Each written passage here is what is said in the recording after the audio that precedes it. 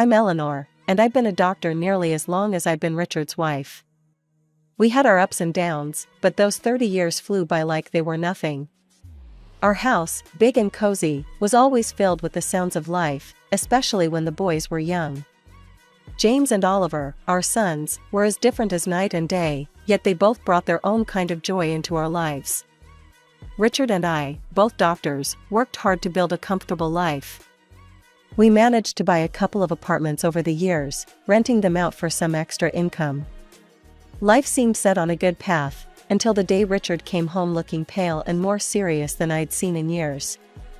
"Eleanor, we need to talk," he said, his voice grave as he dropped his medical bag by the door. "Had some tests done last week.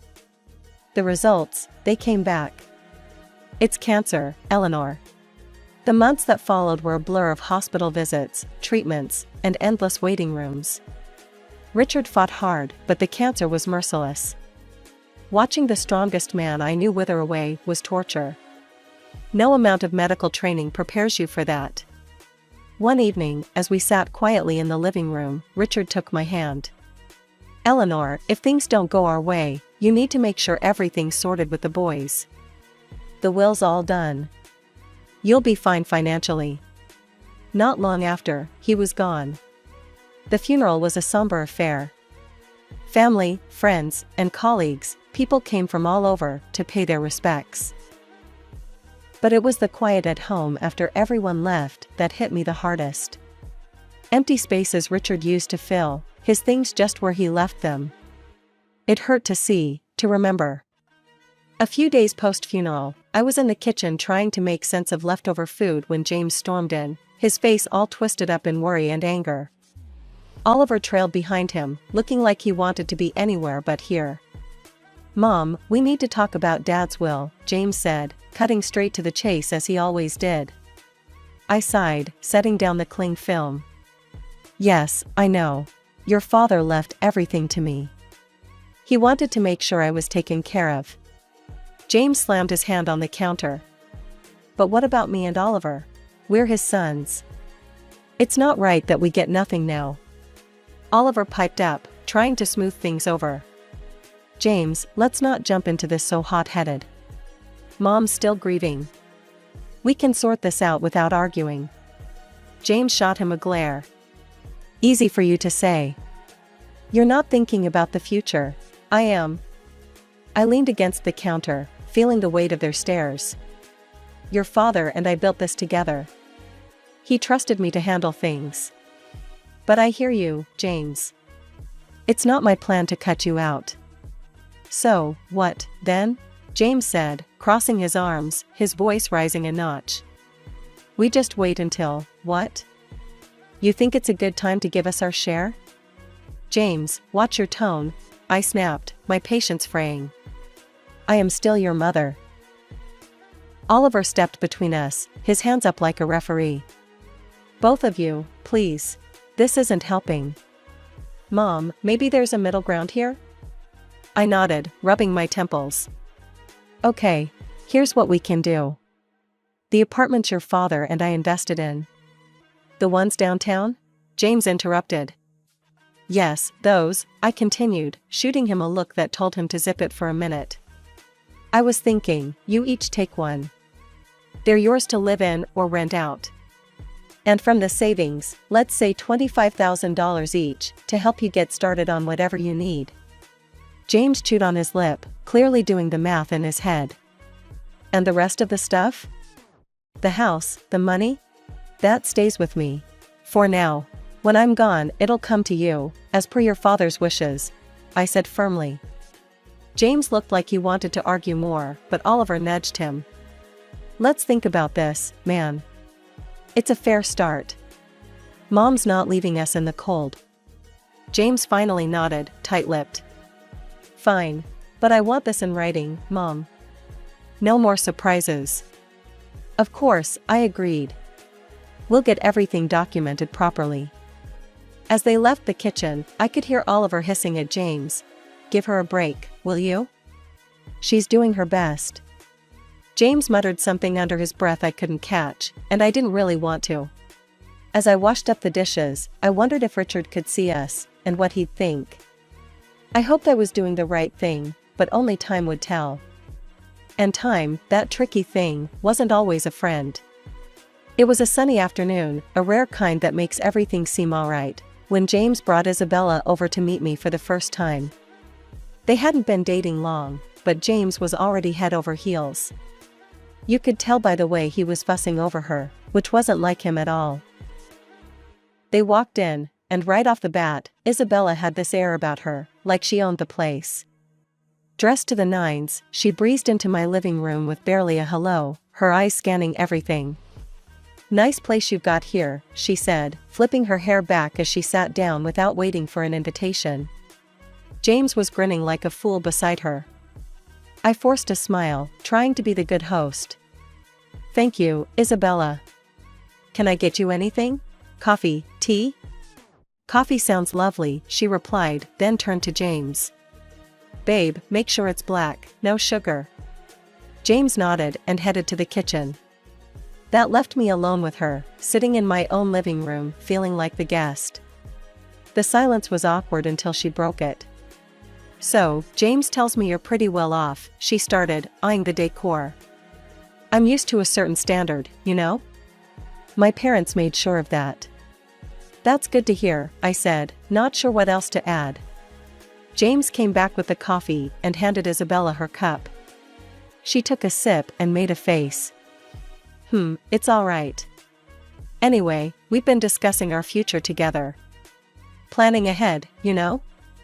That's wise, I said, glancing at James, hoping he'd give me some clue about where this conversation was heading. Isabella set her cup down.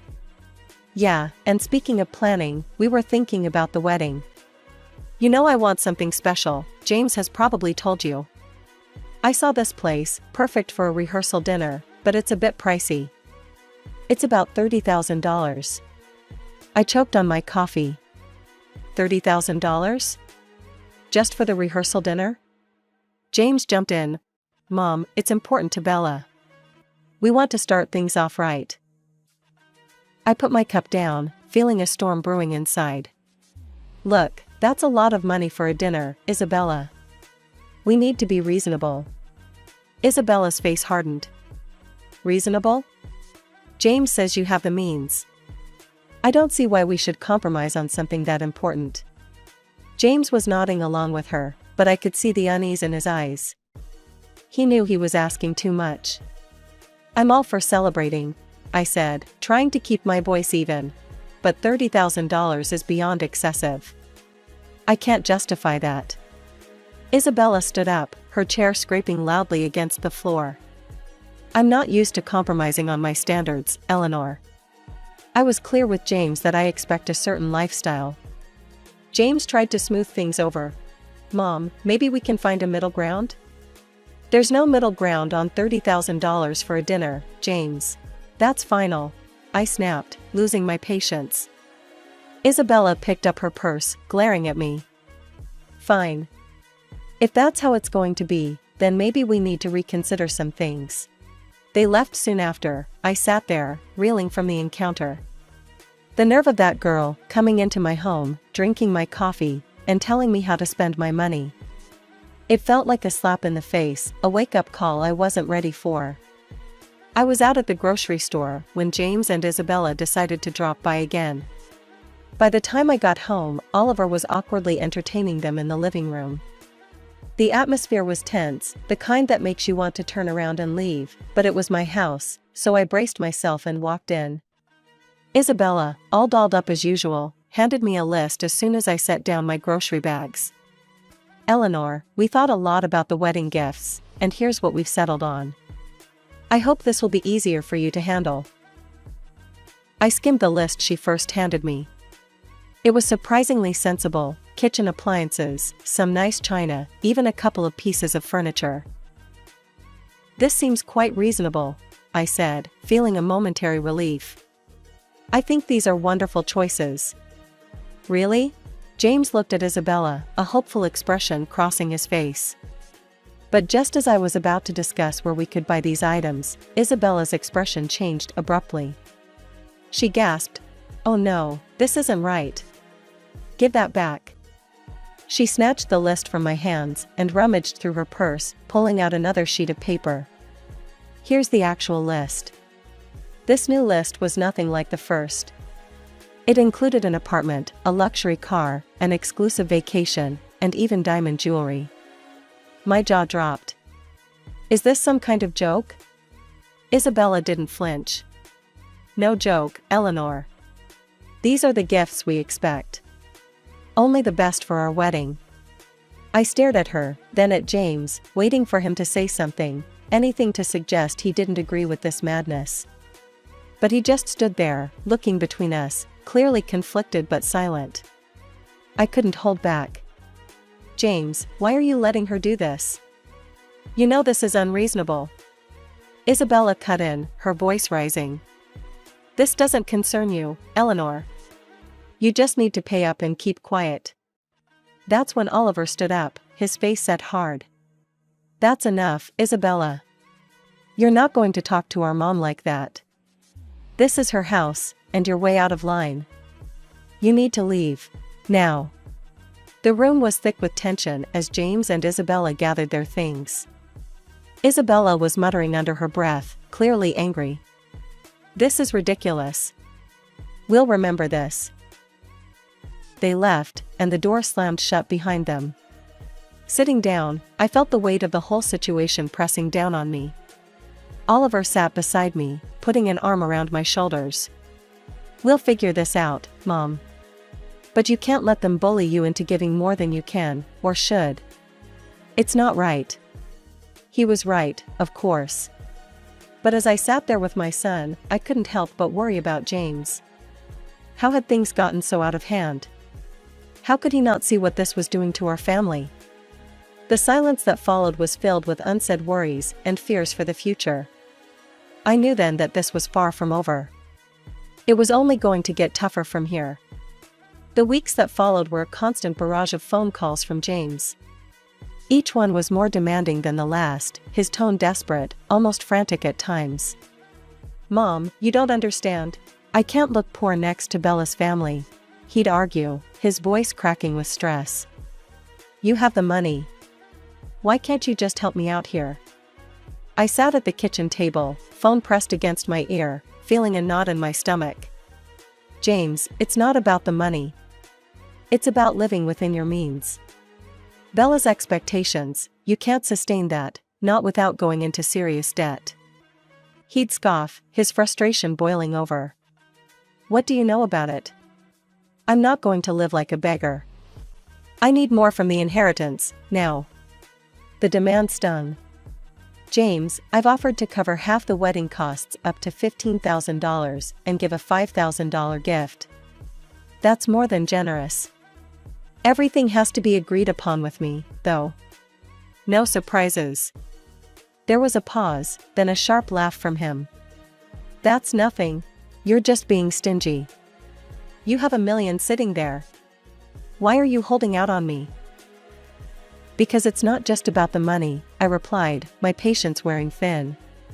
"It's about not feeding into this fantasy that's going to ruin you." He yelled now, loud enough that I had to pull the phone away from my ear. "I don't need this. I'll handle it my way. Forget you." And then, just like that, the call stopped.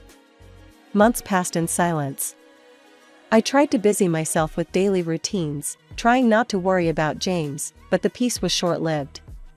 The phone rang one afternoon, and it was my sister-in-law, Anita. "Eleanor, I thought you should know." Anita's voice was hesitant, careful. "James is flying all the wedding guests to Hawaii. He sold his apartment to fund it. And he expects you to get there on your own. He mentioned you weren't interested in helping, so..." I hung up, a mix of anger and sorrow churning inside me. How could he be so reckless? Before I could process it all, Oliver came into the room, his expression grim. "Mom, there's something you need to hear." I recorded their conversation when they were sitting here in the living room. He handed me an audio recorder. I pressed play, and the voices of James and Isabella filled the kitchen. "James, your mom is just a nasty old woman with a fat wallet. We need to squeeze as much as we can out of her and then cut her off. James's voice responded, chillingly agreeable. Whatever it takes, Bella. I'm not going to let her control us. If it comes down to it, I'll kick her out in her underwear. I turned off the recorder, my hands trembling. To hear my own son speak like that about me, his mother, it was too much. The room spun as I tried to comprehend the depth of his betrayal. Flying to Hawaii was a decision I didn't make lightly. Oliver was by my side, both of us tense but determined to face whatever awaited us. When we landed and approached the venue, I was taken aback by the sheer opulence of it all. Flowers everywhere, lights strung like stars across the evening sky, and music floating in the air. As we walked into the gathering, I spotted James and Isabella mingling with guests. They looked like a picture-perfect couple, all smiles and laughter. My heart ached to see my son so lost in this fabricated paradise. Before I could take another step towards them, Isabella spotted us. Her smile vanished, replaced by a scowl as she marched over, her high heels clicking angrily against the stone pathway. You shouldn't be here, she hissed, stopping just inches from me, her voice loud enough to draw attention. This is my day, and you're not welcome. I was stunned, but before I could respond, her parents, who had overheard, came over. Her father, a tall, stern-looking man, spoke first. Isabella, that is no way to speak to your guest, much less to James' mother. His tone was harsh, a reprimand that made her cheeks flush with embarrassment. Her mother, looking equally appalled, turned to me with an apologetic smile. Eleanor, please, come with us. Let's find you a place to sit. They guided us away, leading us to a table at the edge of the setup, clearly an afterthought with no proper setting. The ceremony started soon after, with speeches that felt hollow given the tension. Then, unexpectedly, I was handed the microphone. I stood, my legs shaky, but my resolve firm. I came here today to wish my son and his new wife a happy future, I began, my voice steady despite the trembling inside. But I also believe in honesty and integrity, something that's been sorely missing from the events leading up to this day. Isabella's face went from pink to red, her eyes glaring daggers at me. I was asked for money, time and again, in amounts that no reasonable person would find justifiable. When I couldn't meet these demands, I was threatened with separation from my family and future grandchildren. My voice cracked a bit, but I pressed on. Oliver, seeing my distress, stepped closer, placing a supportive hand on my shoulder. I nodded at him, then turned on the audio recording he had made. Isabella's voice filled the air, cold and calculating, discussing how they would milk more money from me. James' voice agreed, saying he was prepared to leave me with nothing for the sake of his bride. The crowd murmured, the air thick with shock and disapproval. I turned off the recorder, the silence heavy. I gave my son an apartment and $25,000, and yet, it was never enough. Today, I'm making it clear, I will not be treated as an ATM or threatened. I am disowning James and Isabella. I wish them well, but from this day forward, I am choosing to remove myself from their lives. The reaction was immediate. Isabella screamed, her voice shrill and wild. You've ruined my wedding. I curse you. After everything that had happened, coming back home was bittersweet. In the quiet, I made a decision that startled even me. I quit my job. I'd spent years healing others as a doctor, but now, it was time to heal myself and rebuild the life that the recent storms had scattered. Oliver, bless his heart, had just graduated from art college and was brimming with ideas and ambition. With the $25,000 I had given him, he opened his own tattoo parlor. It wasn't just any shop, it quickly became a place where art and skin met in stunning displays. Oliver poured his soul into his work, and it paid off. He started entering tattoo contests, and soon enough, his name was on every local's lips. Before we knew it, he was opening more locations, creating a network of salons that became a hotspot for tattoo enthusiasts. I'd watch him sketch late into the night, his dedication a stark contrast to the chaos his brother had chosen. You're doing amazing, Ollie, I'd say, pride swelling in my chest. It was during these calm months that James reappeared. One afternoon, he showed up at the door, his eyes tired, his shoulders slumped, so different from the ambitious, sharp man he once was. "Mom, I need to talk," he said, not waiting for an invitation to sit. His voice was weary, a far cry from the demanding tone I'd grown accustomed to.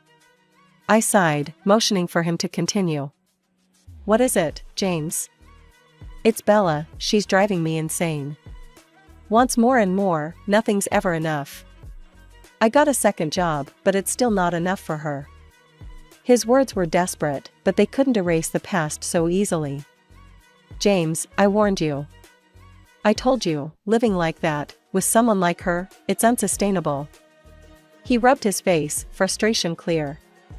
I know you did, but I thought." His voice trailed off, hopelessness taking the place of explanation. "Thought what? That money would just appear because you wanted it to?" My tone was harsh, but years of pent-up frustration made it hard to soften it. "Look at your brother. He started with the same amount and made something of himself without stepping on others." James bristled. "Yeah, well, not everyone's like Oliver, are they? I have rights to the inheritance too, remember? And when you're gone, it'll come to me." That was the last straw. "Get out, James," I said, my voice cold, resolute. "And don't come back. Not this time. You chose your path." His jaw tightened, and for a moment, I thought he might argue more. But then he turned and walked out, the door slamming shut behind him. As I stood in the silence that followed, Oliver came downstairs, having heard the last part of our exchange. "Are you okay, Mom?" I nodded, wrapping my arms around him. "I am now. Thanks to you. Let's just focus on the good we can do, on the life we can build." He hugged me back, his presence a comforting assurance that not all was lost. In that moment, I knew that despite the heartaches, the journey was still worth it. We had each other, and that was enough to keep moving forward. After the storm had passed with James, our home settled into a calm I hadn't felt in years. It was during this quiet period that Oliver brought someone special home. Her name was Sarah, and she was everything Isabella wasn't: kind, humble, and genuinely caring. As the weeks turned into months, their relationship grew stronger, and soon they announced their engagement. The wedding, unlike the extravagant affair that was James, was a simple, heartfelt ceremony in our backyard. Flowers from the garden, homemade decorations, and a small group of close friends and family made the day perfect. During the reception, I pulled Oliver aside. "You've chosen a wonderful woman," I said, my voice thick with emotion. He squeezed my hand. "I learned from the best," he replied, giving me a knowing look. Life moved quickly after that. They sold the apartment I had given Oliver, adding a bit of their savings to buy a small, cozy house just a few miles away. One sunny afternoon, while we were having tea in their new living room, Sarah shared some news. "Eleanor, we're expecting twins," she announced, her eyes shining with excitement. I nearly dropped my cup, overwhelmed with joy. "Twins? Oh, my goodness, that's wonderful." Oliver beamed, his pride evident. "We wanted you to be the first to know." "We're really happy, Mom." "Twins," I repeated, letting the words sink in. "Grandchildren." It was a new chapter, one I was eager to start. As for James, news from him was sparse. The last I heard, he had divorced Isabella. She had taken nearly everything in the split, leaving him to start over in another city. Despite the pain he had caused, it hurt to know he was out there somewhere, struggling because of his choices. One evening, as I sat looking through old photo albums, Oliver came and sat beside me. He noticed a picture of James and me from years ago. "Do you ever hear from him?" he asked softly. I shook my head. "No. After everything, he's chosen his path, and I have to respect that, even if it breaks my heart." Oliver put an arm around me. "He's still my brother, Mom. Maybe one day, he'll come around." "Maybe," I agreed, not really sure if I believed it. "But for now, we have plenty to keep us busy, especially with those twins on the way." Oliver chuckled. "Yeah, you're about to be the busiest grandma in town." We both laughed, the sound filling the room with warmth. Despite the past, despite the mistakes and heartaches, this moment, here with Oliver, felt like everything was exactly as it should be. Life was moving on, and so were we, with new hopes and dreams just on the horizon.